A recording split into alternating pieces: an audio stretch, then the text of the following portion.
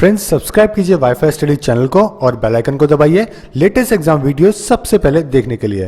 Hello friends, welcome to wifi-study.com changing the way of learning presents static GK. So friends, जैसा कि आप सभी को पता है, हम आपके लिए एसएससी के लिए डेली 10 अच्छे क्वेश्चंस, टॉप 10 क्वेश्चन लेके आते हैं जो कि आपके पेपर के लिए बहुत इंपॉर्टेंट होते हैं और जो अपन यहाँ पे डिस्कस करते हैं जो कि आपके किसी भी पेपर के लिए, स्पेशली एसएससी के लिए बहुत ज़्यादा इंपॉर्टेंट है। ओके, तो आज अपन जो कवर अप करने वाले हैं वो हैं स्टैटिक जीके के 10 महत्वपूर्ण क्वेश्चन अपन यहाँ पे देखेंगे। सो फ्रेंड्स, ये पेज आप सभी के लिए इंपॉर्टेंट है क्योंकि यहाँ पे आपको ऑनलाइन कोर्सेज कुछ अवेलेबल हो रहे हैं, जैसे कि 3 मंथ के, 6 मंथ के और 12 मंथ के। ओके, सो फ्रेंड्स, यहाँ पे कंटेंट सभी के अंदर सेम है, बस जो डिफरेंस है वो टाइम ड्यूरेशन के अंदर है। और यहाँ पे आप पेन ड्राइव साथ में ऐड ऑन करके, पेन ड्राइव में भी ये कोर्सेज अवेलेबल हैं, आप इन्हें ले सकते हैं साथ में। अगर आपको कोई कॉल करना है या व्हाट्सअप करना है तो आप 7023333675 पे कर सकते हैं। सो फ्रेंड्स, ये उम्मीद है कि आप इसको लेंगे और अपनी प्रिपरेशन को बूस्ट करेंगे। सो फ्रेंड्स, ये हमारा शेड्यूल है। जैसे कि मैंने आपको बताया था कि डेली हम आपके लिए कुछ नए सब्जेक्ट्स लेके आएंगे। ओके, जैसे कि सैटरडे है तो मैं आपके लिए स्टैटिक जीके लेके आया हूँ और कुछ टाइम के अंदर अपन लाइव भी इसको स्टार्ट करेंगे। सो फ्रेंड्स, देखते हैं आज का अपना पहला क्वेश्चन क्या है। Ayodhya is situated on the bank of which river. तो अयोध्या, जैसे कि मैंने आपको बताया प्रीवियसली भी कि आजकल जो करंट अफेयर्स है उनको रिलेट करते हैं स्टैटिक जीके से और क्वेश्चन फ्रेम करे जाते हैं ताकि आपकी दोनों ही लैंग्वेज टेस्ट हो। ओके, तो देखिए फ्रेंड्स, अयोध्या बहुत टाइम से मुद्दे में है। जैसे कि आपको पता है, यूपी के जब नए सीएम बने हैं वो भी अभी रिसेंटली अयोध्या जाके आए थे और उन्होंने एक रिवर की भी बात करी थी। तो उसी रिवर के जो ऊपर बात करी है उसी पे ये सवाल मैंने आपके लिए बनाया है कि अयोध्या कौन सी बैंक के ऊपर है, किस रिवर के। ओके, तो आपके सामने 4 ऑप्शन है, यमुना, गंगा, महानदी या फिर सरयू। ओके, सो फ्रेंड्स, यहाँ पे जो सही आंसर है वो डी आपका सही आंसर है, सरयू। ओके, सरयू भी बोलते हैं इसको, सरयू वैसे इसके स्पेल में होता है तो अपन सरयू ले लेते हैं इसको। ठीक है, तो सरयू नदी के तट पे है अयोध्या। ठीक, और सरयू नदी बहुत ही इंपॉर्टेंट रिवर है यूपी की, क्योंकि वैसे इंपॉर्टेंट इतनी नहीं है इरिगेशन पॉइंट ऑफ व्यू से, लेकिन आपके क्वेश्चन के लिए बहुत इंपॉर्टेंट है क्योंकि काफ़ी ज़्यादा इसका नाम आया है। और अभी अयोध्या मुद्दे पे तो सरयू रिवर का अच्छे से करने, थोड़ा वहाँ पे इस पे साफ सफाई और बाकी चीज़ों को लेकर भी फंडिंग जारी करी गई है। ठीक है, तो ये चीज़ ध्यान रखनी ज़रूरी है आपको कि सरयू रिवर जो बनती है वो कॉन्फ्लुएंस से बनती है। किसके कॉन्फ्लुएंस से बनती है? ओके, एक तो होती है कर्नाली और एक महाकाली। ये छोटी सी रिवर्स है, इन दोनों के कॉन्फ्लुएंस होने से बनती है। कहाँ बनती है? बहरेज डिस्ट्रिक्ट के अंदर।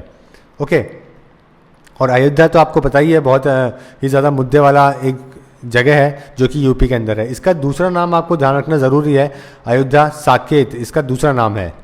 ठीक है, ये 7 मोस्ट इंपॉर्टेंट जो पिलग्रिमेज प्लेसेस है हिंदूज़ की उनमें से एक है। और ये बिलीव है, ये माना जाता है कि ये बर्थ स्पॉट भी है किसके? भगवान राम के बर्थ स्पॉट भी, इसीलिए वहाँ पे राम मंदिर बना हुआ था।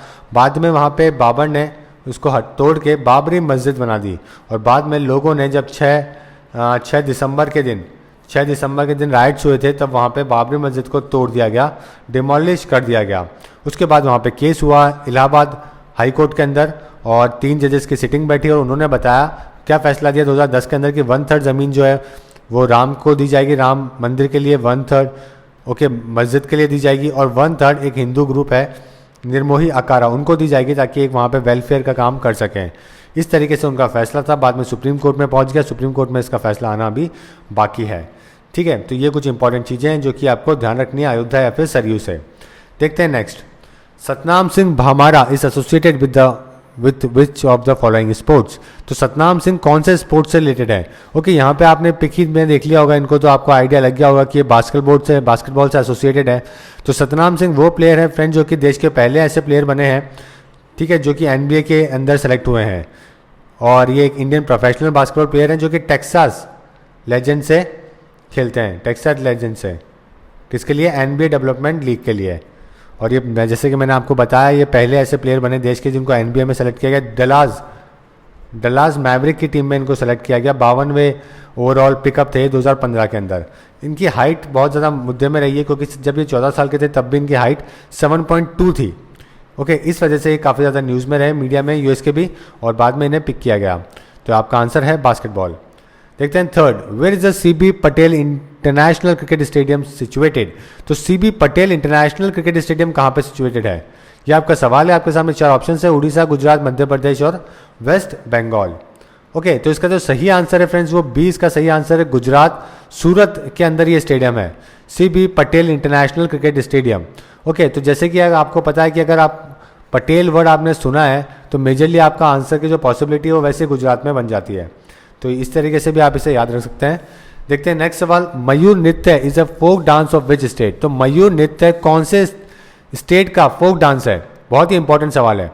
आपके सामने 4 ऑप्शन है, यूपी, आंध्रा, उड़ीसा और महाराष्ट्र। ओके, और आपका जो सही आंसर है फ्रेंड्स इस क्वेश्चन का वो यूपी है, यूपी का ये फोक डांस है। नेक्स्ट क्वेश्चन देखते हैं, आर्मिस्टाइज लाइन और MDL इज बिटवीन। तो आर्मिस्टाइज या फिर MDL जो मिलिट्री डिमार्केशन लाइन है ये किन 2 देशों के बीच में है? बहुत इंपॉर्टेंट सवाल है, पेपर में आने की पूरी पॉसिबिलिटी है। आपके सामने 4 ऑप्शन है, US Canada, Russia China, south Korea north Korea और इंडिया श्रीलंका। ओके, तो इसका आपका जो सही आंसर है वो सी इसका सही आंसर है। साउथ और नॉर्थ कोरिया के बीच में जो लाइन है उसको अपन आर्मिस्टाइज लाइन और MDL कहते हैं। ये देख सकते हैं, ये नॉर्थ कोरिया साउथ कोरिया बीच में, ये देखिए। ओके, तो डिमिलिटाइज जोन है ये, मिलिट्री डिमार्केशन लाइन इसको कहते हैं। और ये क्वेश्चन आने की पॉसिबिलिटी इसलिए क्योंकि जैसा कि आपको पता है कि नॉर्थ कोरिया और साथ में बाकी सब देशों के बीच में बहुत ज़्यादा इश्यूज़ हैं। Okay, specially USA, south Korea, ठीक है, इन सभी के बीच में और नॉर्थ कोरिया के बीच में काफ़ी ज़्यादा इश्यूज़ क्रिएट हो गए हैं कुछ टाइम से, और कई सारे न्यूक्लियर और हाइड्रोजन बम बनाने की भी बात कही है नॉर्थ कोरिया ने। तो इस चीज़ को लेके ये जो लाइन है ये स्ट्रैटेजी के बहुत इंपॉर्टेंट टॉपिक बन गई है। साथ में आपको एक चीज़ और ध्यान रखने की, 38 जो पैरेलल लाइन है ये भी नॉर्थ और साउथ कोरिया के बीच में ही है। तो दोनों तीनों नाम आपको ध्यान रखना है। एक और ध्यान रखना है आपको, 31 पैरेलल, ये भी बहुत इंपॉर्टेंट है क्योंकि इराक और ईरान के बीच की लाइन है, यहाँ पे भी काफ़ी ज़्यादा टाइम से मुद्दे चल रहे हैं, तो ये भी आने की पॉसिबिलिटी है। 31 पैरेलल और 38 पैरेलल दोनों ही आपको ध्यान रखने हैं। नेक्स्ट क्वेश्चन देखते हैं, which are the 2 units present in the electronic voting machine. तो इलेक्ट्रॉनिक वोटिंग मशीन ओके की 2 यूनिट कौन सी है? ये भी स्टैटिक का ही सवाल है, लेकिन जैसे कि मैंने आपको बताया कुछ टाइम से इलेक्ट्रॉनिक वोटिंग मशीन को लेकर काफ़ी मुद्दे छाए हुए हैं कि इसकी टैंपरिंग को लेके और यहाँ पे वोटिंग को लेके। तो कई सारी पार्टीज, आम आदमी पार्टी, कांग्रेस, इन सब ने मुद्दे उठाए थे, और जब इलेक्शन कमीशन ने चैलेंज भी किया था कि अगर कोई इनको यहाँ पे आके बदल सके तो ओपन चैलेंज था वो उनका, लेकिन वहाँ पे कोई भी पार्टिसिपेट नहीं किया। जो लोग क्लेम कर रहे थे जैसे कि आप और कांग्रेस, वही वहाँ पे नहीं पहुँचे जब उनको चैलेंज किया गया। ओके, तो इलेक्ट्रॉनिक वोटिंग मशीन जो कि अपने इंडियन जनरल इलेक्शन में, स्टेट इलेक्शन में काम में ली जाती है फ्रेंड्स, 1999 में इलेक्शन में काम में ली गई और रिसेंटली अभी 2017 के इलेक्शन में भी काम में ली गई। 5 स्टेट्स में इसको यूज़ किया गया था, ठीक है। और यहाँ पे जो अपने पहले जो पेपर बैलेट्स होते थे उनको रिप्लेस कर दिया है EVM मशीन ने। तो ये चीज़ आपको ध्यान रखनी है। और इसका जो सिस्टम है आपको ये भी इंपॉर्टेंट है कि जो ये सिस्टम किस सिस्टम पे काम करती है, VVPAT, ओके, यानी कि voter verified paper audit trial, voter verified paper audit trial, इस मेथड, इस सिस्टम के ऊपर ये काम करती है, ठीक है। तो ये भी आपको ध्यान रखना ज़रूरी है। इलेक्शन कमीशन ने इसको इंट्रोड्यूस किया था, ठीक है, और ये 8 पार्लियामेंट्री जो है अपनी 543 वहाँ पे लागू किया गया था इसको 2014 के जनरल इलेक्शन के अंदर।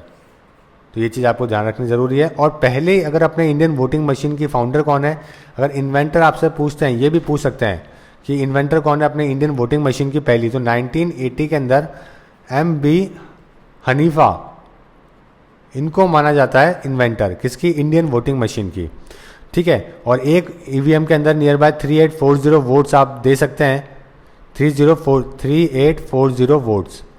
लेकिन जो एक वोटिंग का जो एरिया होता है या फिर जो जहाँ पे एक स्टेशन जो होता है पोलिंग बूथ, वहाँ पे नियर बाय 1500 के आसपास ही वोट होते हैं, इसीलिए जो इसकी कैपेसिटी है वो मोर देन सफिशिएंट मानी जाती है। तो यहाँ पे जो सवाल था आपके सामने 4 ऑप्शन थे, control unit, processing, ballot unit और processing unit, control unit, ballot unit और साथ में नन ऑफ दीज। तो यहाँ पे आपका जो सही ऑप्शन है वो सी आपका सही ऑप्शन है। देखिए फ्रेंड्स, इलेक्ट्रॉनिक वोटिंग मशीन के अंदर एक्चुअली में 2 यूनिट होती है, कंट्रोल यूनिट और बैलेट यूनिट। अब ये जो कंट्रोल यूनिट होती है, ओके, ये जो पोलिंग ऑफिसर होता है उसके पास में होती है, और ये बैलेट यूनिट कहाँ होती है, उस रूम में होती है जहाँ पे आपकी वोटिंग होती है। तो ये जो पोलिंग बूथ ऑफिसर है ये बार बार क्या करता है, कंट्रोल यूनिट के एक बटन को दबाता है और यहाँ पे एक नया सिंबल आ जाता है ब्लू कलर का, ब्लू लाइट जल जाती है। इसका मतलब होता है कि जो वोटर है वो वोट दे सकता है। ओके, तो इस तरीके से इसका काम चलता है दोनों का। अब देखते हैं नेक्स्ट क्वेश्चन। तो आपका सही आंसर जो हुआ वो सी आपका सही आंसर होगा, जैसे कि मैंने आपको बताया, कंट्रोल यूनिट और बैलेटिंग यूनिट। नेक्स्ट क्वेश्चन है, where is the Srisailam dam located. तो श्रीशैलम डैम कहाँ पे लोकेटेड है, कौन से स्टेट में? आपके सामने 4 ऑप्शन है, गोवा, तमिल, केरला या फिर तेलंगाना। ओके, और इसका जो सही आंसर है फ्रेंड्स वो तेलंगाना है। तेलंगाना और आंध्र प्रदेश दोनों, अगर दोनों आपके ऑप्शन में होते हैं और कहीं पे लिखा जाता है कि ए और बी बोथ, तो आपको ध्यान रखना है कि आंध्रा और तेलंगाना दोनों के अंदर ये डैम सिचुएटेड है। ओके, कृष्णा रिवर के ऊपर ये बना हुआ है, सबसे पहले इंपॉर्टेंट चीज़ ये आपको ध्यान रखनी है। उसके बाद में एक डिस्ट्रिक्ट है तेलंगाना का, महबूब नगर। ओके, ये कहाँ पर है? तेलंगाना के अंदर है। तो यहाँ पे भी बना हुआ है ये डैम, और साथ में एक कर्नूल डिस्ट्रिक्ट है, किसका? आंध्र प्रदेश का। तो इन दोनों में ये सिचुएटेड है ये डैम, और साथ में श्रीशैलम टेम्पल भी है यहाँ पे, और second largest capacity working hydroelectric station है ये देश के अंदर। तो ये भी आपको ध्यान रखना है। ओके, देखते हैं नेक्स्ट सवाल। Which one of the following is the stock exchange of New York. तो न्यूयॉर्क का स्टॉक एक्सचेंज कौन सा है? ओके, बहुत इंपॉर्टेंट सवाल है, पिक में आपने देख लिया होगा वैसे। तो इसका आंसर क्या है? नेस्डैक और न्यूयॉर्क स्टॉक एक्सचेंज, ये दो तरीके के स्टॉक एक्सचेंज है जो कि न्यूयॉर्क से बिलोंग करते हैं। दुनिया का सबसे मार्केट वैल्यूएशन की बात की जाए तो सबसे बड़ा न्यूयॉर्क स्टॉक एक्सचेंज ही है, और उसके बाद में नेस्डैक है। ठीक है, बाकी ये बहुत आसान है, निक्की, FTSE, कॉस्पी। ठीक है, निक्की तो है वो जापान का स्टॉक एक्सचेंज है, FTSE लंदन का है, और कॉस्पी कोरिया का है। तो ये सभी आपको ध्यान रखना है, और ये न्यूयॉर्क का है, NY न्यूयॉर्क का। ठीक है, इसके अलावा 2 नाम और इंपॉर्टेंट आप याद कर सकते हैं अगर स्टॉक एक्सचेंज में से क्वेश्चन आता है तो आपके लिए। चाइना का अगर आपसे पूछते हैं तो SSE कंपोसाइट इंडेक्स, ये उनका है। इसके अलावा अगर यूरो का पूछते हैं, यूरोप का, तो AEX इंडेक्स, ये वहाँ का है। तो इस तरीके से आप इसे याद कर सकते हैं। नेक्स्ट क्वेश्चन देखते हैं। Jaitapur nuclear power project is located. तो जेतापुर न्यूक्लियर पावर प्रोजेक्ट है जो कि काफ़ी न्यूज़ में रहा है पिछले कुछ सालों से। ये कहाँ पे लोकेटेड है? तो आपके सामने 4 ऑप्शन है, महाराष्ट्र, राजस्थान, गुजरात और आंध्र प्रदेश। ओके, तो आपका जो सही आंसर है वो महाराष्ट्र आपका सही आंसर है। तो महाराष्ट्र के अंदर ये सिचुएटेड है, और ये नियर बाय फ्रेंड्स 9900 मेगावाट का प्रोजेक्ट है जो कि NPCIL बना रहा है। NPCIL क्या है? Nuclear power corporation of India है। कहाँ पे? रत्नागिरी डिस्ट्रिक्ट के अंदर, महाराष्ट्र के अंदर। अगर ये फ्रेंड्स बन जाता है ना तो दुनिया का largest nuclear power generating station होगा। ठीक है, अगर बात की जाए नेट इलेक्ट्रिकल पावर रेटिंग की। और फ्रांस वो देश है जो कि इसमें बनाने को में अपने को मदद कर रहा है। फ्रांस की जो कंपनी है एक अरेवा, और साथ में इंडियन जो अपनी कंपनी NPCIL, ये दोनों मिलकर इस प्रोजेक्ट के ऊपर काम कर रहे हैं। साथ में यहाँ पे जेतापुर में काफ़ी ज़्यादा प्रोटेस्ट भी हुआ था जब इस प्रोजेक्ट की बात की गई थी, क्योंकि ये सिस्मिक एरिया के अंदर आता है। ये अर्थक्वेक प्रॉन एरिया है। ओके, अगर earthquake hazard zoning of India की बात की जाए तो ये जोन 3 के अंदर ये आता है जेतापुर, जो कि मॉडरेट रिस्क जोन के अंदर है। ठीक है, तो ये चीज़ भी इंपॉर्टेंट है, इसीलिए यहाँ पे काफ़ी सारे प्रोटेस्ट हुए और इन सब चीज़ों को इग्नोर कर दिया गया जब इस साइट का पता किया था। इसके अलावा कुछ और महाराष्ट्र के इंपॉर्टेंट जो आपको ध्यान रखना है वो तारापुर भी ध्यान रखना है। तारापुर एटॉमिक पावर स्टेशन, ये भी महाराष्ट्र के अंदर है। जेतापुर भी महाराष्ट्र में है। ठीक है, और अगर अपन तमिलनाडु की बात करें, जो कुंदाकुलम बहुत इंपॉर्टेंट है, रशिया की हेल्प से अपन इसको बना रहे हैं कुंदाकुलम को। तमिलनाडु में कुंदाकुलम और कल्पाकम, ओके, कल्पाकम, ये 2 इंपॉर्टेंट प्रोजेक्ट्स हैं, न्यूक्लियर प्रोजेक्ट्स हैं जो कि तमिलनाडु से बिलोंग करते हैं। गुजरात की अगर अपन बात की जाए तो गुजरात के अंदर भी है, ककरापुर है, और साथ में मिट्ठी वर्दी है। ये 2 इंपॉर्टेंट कहाँ से है? गुजरात से है। तो ये भी आपको ध्यान रखना है, कहाँ से? गुजरात से। अगर उत्तर प्रदेश के अंदर बात की जाए तो नरोरा बहुत इंपॉर्टेंट है। ठीक है, उत्तर प्रदेश के अंदर। कर्नाटका का भी बहुत इंपॉर्टेंट है, कायगा, ये कर्नाटका से है। नरोरा यूपी। राजस्थान का तो बहुत कॉमन है, सभी को पता होगा, रावत भाटा। ठीक है, और बांसवाड़ा पावर प्लांट भी एक, वो भी इंपॉर्टेंट है। तो ये सभी आपके लिए इंपॉर्टेंट है। वेस्ट बंगाल का हाजीपुर है, और आंध्र प्रदेश का कोवोदा है, कोवोदा। ठीक है, तो ये सभी आप याद कर सकते हैं, आपके पेपर में इसमें से एक नया क्वेश्चन जरूर आएगा। लास्ट क्वेश्चन देखते हैं आज का, world radio day is observed on. तो वर्ल्ड रेडियो डे किस दिन ऑब्जर्व किया जाता है? रेडियो की सिग्निफिकेंस अपन मन की बात प्रोग्राम से कर सकते हैं। ओके, इसलिए क्वेश्चन फ्रेम हो सकता है क्योंकि मन की बात जो कि पीएम मोदी के द्वारा स्टार्ट किया गया था, ओके, ये बहुत बड़ा प्रोग्राम था जो कि जिसके अंदर नियर बाय, अगर मैं 35 एडिशन तक की बात करूँ, 15 एडिशन तक की बात करूँ, 15 एडिशन की तक की बात करूँ तो यहाँ पे 61,000 आइडियाज़ आए थे वेबसाइट के थ्रू जो कि रिसीव हुए हैं। इसके अलावा 1.5 लाख ऑडियो रिकॉर्डिंग आई थी लिसनर्स की। ठीक है, इनको इनमें से जो अच्छी चीज़ें होती हैं वो सेलेक्ट करी जाती है और मन की बात के अंदर उनकी बात करी जाती है जो कि मास लोगों तक पहुँच सके।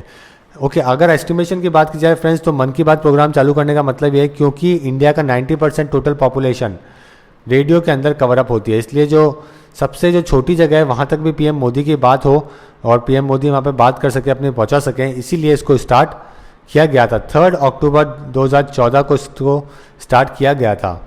ठीक है, और अगर बात की जाए रेडियो डे की तो 2011 के अंदर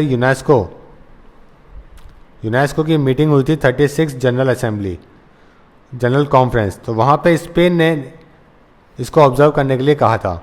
तो उसी के बाद से वर्ल्ड रेडियो डे जो है वो ऑब्जर्व किया गया 13 फैब को। ओके, तो आपका जो आंसर है वो है डी, 13 फैब। ये आपके लिए बहुत इंपॉर्टेंट है। सो फ्रेंड्स, ये सभी आपके लिए इंपॉर्टेंट क्वेश्चन थे स्टैटिक जीके के। उम्मीद इसमें से काफ़ी कुछ आपको हेल्प आउट करेगा आपके आने वाले पेपर के लिए। तो फ्रेंड्स, अभी तक जिन्होंने सब्सक्राइब नहीं किया चैनल, अभी सब्सक्राइब करें ताकि हम आपको ऐसे वीडियोस प्रोवाइड करते रहें और आप उसे लाइक करते हैं। साथ में GK24 एप्लीकेशन को डाउनलोड करना ना भूलें फ्रेंड्स, जहाँ पे आपको डेली करंट अफेयर और कुछ इंपॉर्टेंट वीडियोज़ प्रोवाइड करे जाएंगे आपके पेपर के लिए। So friends, thank you and all the best.